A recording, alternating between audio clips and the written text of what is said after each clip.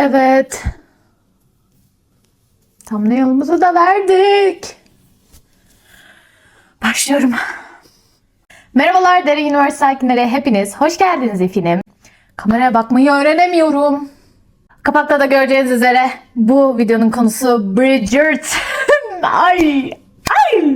Benedict ve Sophie'yi konuşacağız. Sophie'yi konuşacağız. Oley oley. İzlediyseniz Bridgerton hakkında ilk 3 sezonun bir videosunu yapmıştım. Neden bu kadar sevildiğini, yani benim tarafımdan da benim gibi insanlar tarafından neden bu kadar sevildiğini, Shonda Rhimes yani yapımcısının ve dünya yaratıcısının etkisini vesaire her şey konuştuğumuz videoyu yukarıda bırakıyorum. Oradan bulabilirsiniz. Bu videoda sadece Sophie'yi konuşacağız. Yani sadece Sophie dediğim 4. sezonu konuşacağız. Aşırı hype'ım. İkinci part için yani böyle şeyde bekliyorum. Yani hadi artık. Hadi yani o kadar. Ya ben böyle olacağını hiç düşünmedim. Ve her sezondan önce şunu düşünüyorum. Bu sezon o kadar sevmeyecekmişim gibi geliyor diye düşünüyorum. Bir unutuyorum o hype'ı. Sonra tekrar izliyorum ve diyorum ki Allah'ım işte Shonda Rhimes. Bu kadın böyle, anlatabiliyor muyum? Yani böyle bir dünya, böyle bir ütopya yok. Öncelikle şunu söyleyerek başlamak istiyorum bu videoya. Benden aşırı negatif yorum ya da aşırı bir objektiflik beklemeyin Bridgerton konusunda. Çünkü ben Bridgerton evrenini çok seviyorum. Acayip seviyorum. Önümde notlarım var. Nereden başlasam? Bayağı bir konuşuluyor bölümler. Yani böyle özellikle böyle küçük küçük kısımlar. İlki tabii ki Maskeli Bolo, Silver Girl dediğimiz hani gümüş kadın sahnesi konuşuyor. Lake Göl sahnesi konuşuluyor. Ve tabii ki Be My Mistress sahnesi konuşuluyor.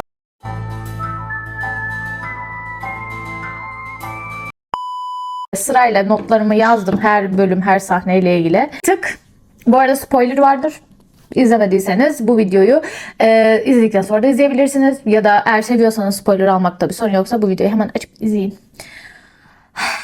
Bu arada bu sadece part 1 olacak. Yani 4. sezon part 1'in hakkında konuşacağım. Ben kitabı okuduğum için İkinci partta ne olacağını biliyorum. Ve en adaptasyonu en güçlü, sadık kalınmış sezon 4. sezon. Bu yüzden ikinci sezonda, yani ikinci partta olabilecek şeyleri neredeyse biliyorum ve hani çok söylemektense bir tık gizli tutayım, hani spoiler vermeyeyim diye ikinci parttan bahsetmek pek istemedim bu video. Bilemiyorum, eğer isterseniz ikinci part hakkında spoilerlı bir video onu da koyarız. Ama zaten aşırı bir spoiler de kitabı açıp okuyabilirsiniz yani. İlk başta şunu söyleyerek başlamak istiyorum. Ben Bridgerton dizisini, bu evreni tarihi bir dizi olarak izlemiyorum. Kimse de izlemesin bence. Çünkü bu bir tarihi dizi değil. Bu bir ütopya. Ütopya ne demek? Var olmayan ve pozitif anlamda, yani distopyanın tam tersi. Var olmayan bir güzel bir evren, dünya sana sunuyor Bridgerton. Ya ve bunu nasıl yapıyor ve bu dengeyi nasıl tutuyor bilmiyorum ama olan dönemimizdeki, şimdiki dönemimizdeki o bütün yargıları, cinsiyetçi yargıları, ırk yargılarına, bütün bunların altını bir şekilde çiziyor. Ama bunlar bu dünyada yoku da getirtiyor. Yani onların dünyasında, Bridgerton dünyasında bunlar yok. Yani bizim dünyamız, bizim evrenimiz, izleyici şunu hissettiriyor açıkçası Bridgerton bence bir tık. Bizim evrenimiz sizinkinden çok daha güzel. Ama aynı zamanda o sosyal kalıpları, sosyal statü sorunlarını da çok altını çiziyor. 4. sezon özellikle bunun en iyi örneklerinden biri. Şimdi bu sezonun konusu, 4. sezonun genel konsepti şunun üzerine. Cinderella ve female gaze, yani kadın bakış açısı zaten Bridgerton'ın genel evreni. Bir de sosyal statü mevzusu. Şimdi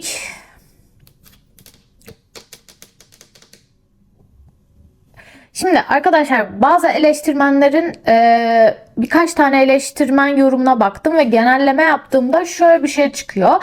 Eleştirmen bazıları en iyi Bridgerton sezonu diyor. Diğer tarafsa çok tatlı ama az spicy. Yani bir tık fazla salt diyorlar.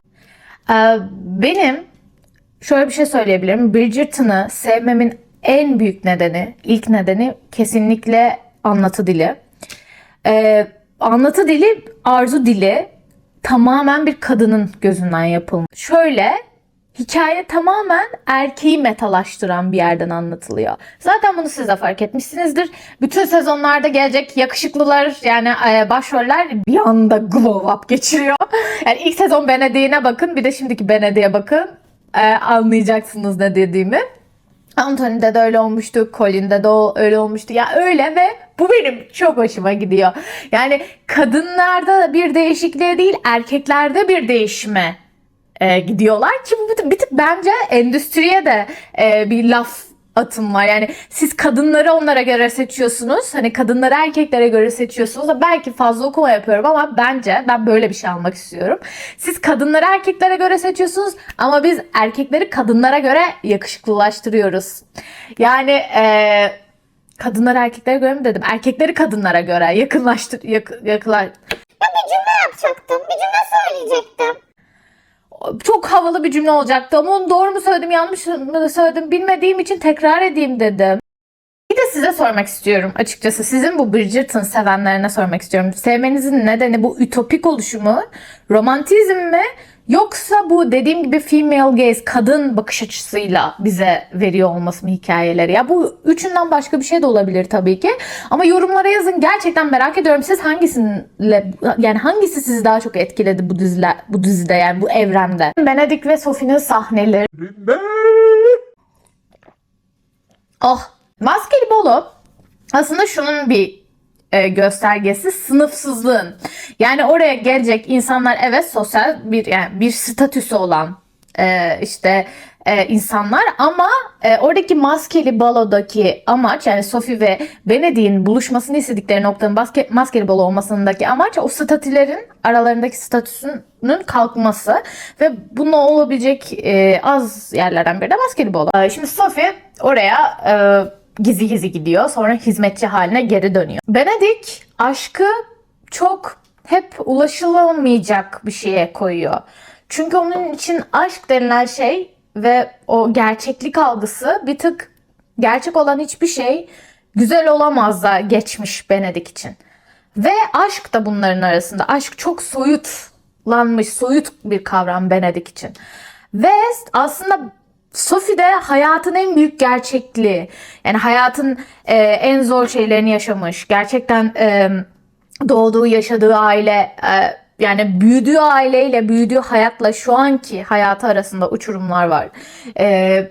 Ve aslında gerçekçiliği orada sembolize ediyor bence. Ve Benedict'in ile Sophie'nin birleşimi aslında iki gene zıt kutupun, İki birbirinin gerçekten hayatlarındaki, yani ikisinde eksiklikler birbirleriyle tamamlanıyor bence. Benedict aşka hazır değil. Çünkü aşk onun, daha demin dediğim gibi, onun gözünde çok soyut bir kavram. Ve şurada şunu fark ettiniz mi? Bunu sormak istiyorum. Maskeli Balo'da o ikisi birlikte kaldıkları dans öğrettiği Benedict'in sahnesinde Sophie, Benedict olduğunu anlamasına rağmen ve bunu ona söylemesine rağmen, yani bir noktadan sonra anlıyor Benedict olduğunu.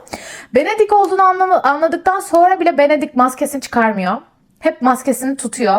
Çünkü orada aslında işte bu gerçekliğe duyduğu güvensizlik, o ya gene o diğer kızlar gibiyse ki durum, ya da beni yine kabul etmezse, o maskeyi çıkarmamasının sebebi o korkular bence. Ve ben bunu okuyorum o sahneden.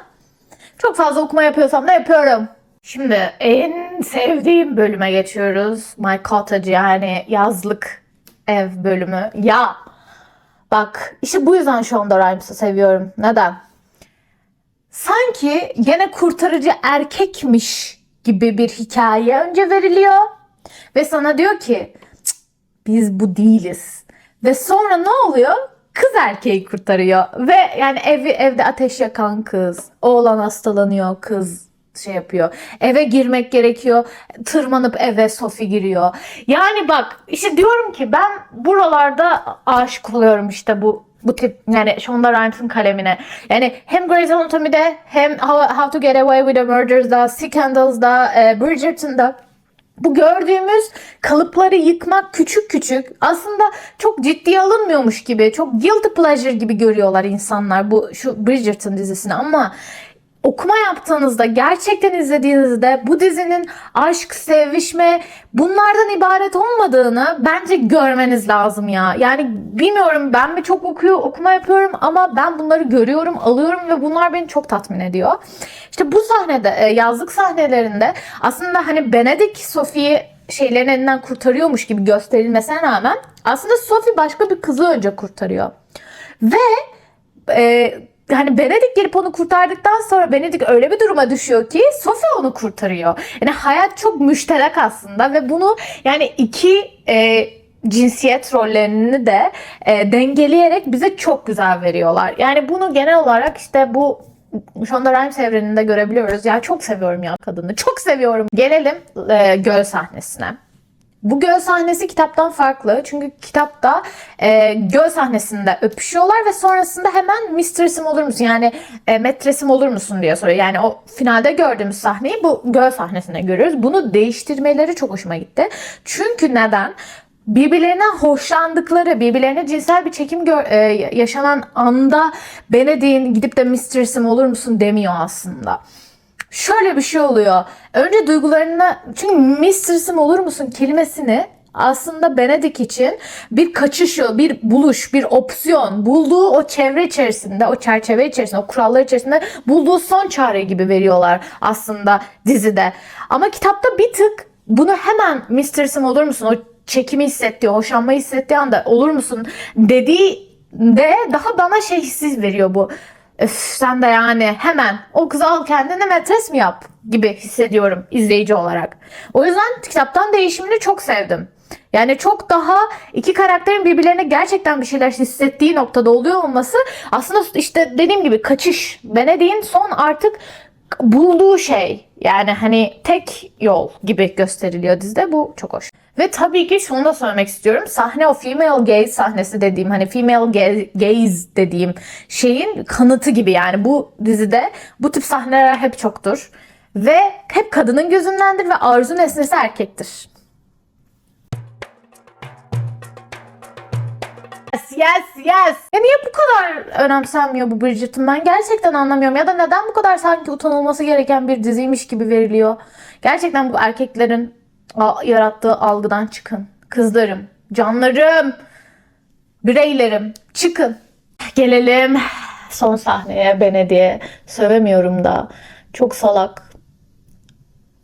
Şimdi Be My Mistress sahnesine geliyoruz.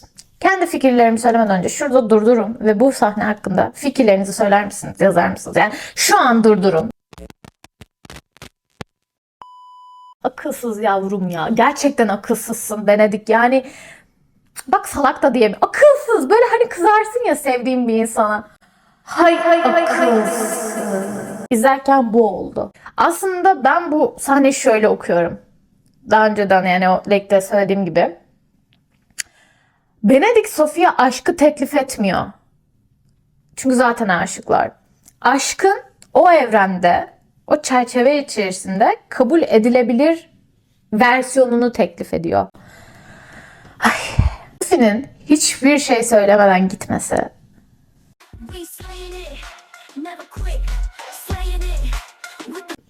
Sophie'ye bu sezon buldukları Ian miydi? Yerin oyuncunun adı galiba. Harika bir Sophie çıkarmış. Sophie karakterine bayıldım. Bunu şimdi birazdan kadın meselesini konuşurken, hani dizideki kadın karakterleri konuşurken konuşacağız. Ya ben şimdi burada Benedict'i haklı bulmuyorum tabii ki. Yani çok akılsızca, salakça bir şey söylüyor ama şunu çok düşünmeye başladım. Sizce bu teklif Benedict'in hani karakter kusuru mu, yoksa o dönemin gerçekliği mi? Yani o dönemin gerçekliğine göre Benedict'in bulduğu bir sonuç mu? Yani bir hani yol mu, yoksa Benedict'in kusuru mu? Yani o döneme göre bir yol dediğinde de bu sefer kafamda şu oluşuyor. O zaman her dönemde var. Yani bu dönemde de diyecekler ki bu dönemde olur mu? Bu dönemde böyle şey. Yani hani hayat nasıl ilerler? Onu da overthink'e dalamam ya. Yok, saçmalama derin, devam. Diğer kadınlar gibi değilsin diyaloğundan yola çıkarak kadınları konuşmak istiyorum. Yani bu dizinin kadınlarını, bu sezonun kadınlarını. Çünkü biliyorsunuz ki Benedict Sophie'ye ilk sahnelerinde diğer kadınlar gibi değilsin diyor. Ha, spam. Bak gene Benedict'in kusuru var. çocuğum. Bölümde şeyle de konuşacağız. Violet'i, Eloise'i falan da konuşacağız ama ilk başta Sophie'den başlayalım. Arkadaşlar gerçek hayatta normal şartlarda biri bana herhangi biri gelip böyle bir şey söylese ben çok sinirlenirim. Çok çirkin bir cümle. Başka kadınlar ne ki dersin? Hani çünkü genel kadınlarla ilgili kötü algısı olan bir insan ne kadar green flag olabilir yani. Çünkü yani sen bir kadını övmüyorsun aslında. Bütün kadınları aşağılıyorsun. Burada işte gene Sophie'nin cevabı o kadar önemli. Peki ona ne diyor? Diyor ki diğer kadınların nesi var ki diyor. Bak işte bunlar romantik bir şekilde etkilenmeyen bir kadın karakter. Evet gerçeği bu. Çünkü ne diyor? Diğer kadınlar bunu yapmak zorunda. Bunu öğrenmek zorunda. Bu kalıplar hayatın kalıpları, bu dünyanın kalıpları onlara bunları dayatıyor diyor. Ve Benedict'i çok büyük bir gerçekle yüzleştiriyor. Normalde nasıl olur? Normalde dediğim yani kötü ilişki dinamiklerini anlatan yani kötü anlatan dizilerde kadın erkeği değiştirir. Hani ama burada öyle bir şey olmuyor. Kadın erkeği yüzleştiriyor. Geçelim Eloise'me. Eloise! Ya ben bu diziyi çok seviyorum. Çığıracağım bu video boyunca. Seviyorum. Okay. Dizi bu sezonda yani Eloise üzerinden çok ince bir detay veriyor aslında ve bu sezona kadar hani karakter development'ı gelişimini o kadar güzel getiriyorlar ki Eloise'in. Neden? Çünkü Eloise öncelikle kalıplardan başlayalım. Bu dünyanın kalıplarında sanki evlenmek isteyen kadın salak kadın, evlenmek istemeyen kadın zeki kadın. Bunu böyle bir stereotipi oturtturmuş durumdayız erkekler. Biz değil siz. Ve eril zihniyetteki herkesten bahsediyorum bu arada. Erkekler demeyeyim, eril zihniyetteki herkes. Buna kadınlar da dahil olabilir. Ama böyle bir şey yok arkadaşlar. Evlenmek isteyen bir kadın bu salakça bir şey değil. Normal hayatta bir istek, bir arzu. Evlenmek istememek de bir tercih, evlenmek istemek de bir tercih. Bu bizi ne salak yapar ne zeki yapar. İkisi de değil. Bunlar tercihler, bunlar hayatta zevk aldığımız, istediğimiz hayatta yaşam biçimleri. Ve dizi bunun altını şöyle çiziyor. Eloise artık o kızlara kötü göze bakmıyor. Ve Eloise üzerinden aslında şunu da gösteriyor. Önce bak kadınlar da böyle bakabiliyor. Ama kadınlar da değişebiliyor. Umarım herkes değişir diye. Kariyer her zaman olmalı bence. Bu olduğumuz dünyada böyle bir şey var. Kariyerin yanında evlilik istemek başka bir şey. Sophie'de aslında bunu gösteriyorlar. Kariyeri var yani ya ikinci partta da bunu göreceksiniz. Önce birey olmayı başarabilen bir karakter Sophie. Ve o olduktan sonra birey olabildikten sonra evlenmek istiyor olmanın da hiçbir mahsuru yok. Yani, diyecek hiçbir şeyim yok artık bu diziye ya. Çok iyi. Ya aslında özetlememiz gerekirse Eloise sistem dışı bir karakter. Sophie ise sistemin içinde kural koyan bir karakter. Gelelim bu sezonun en aksına.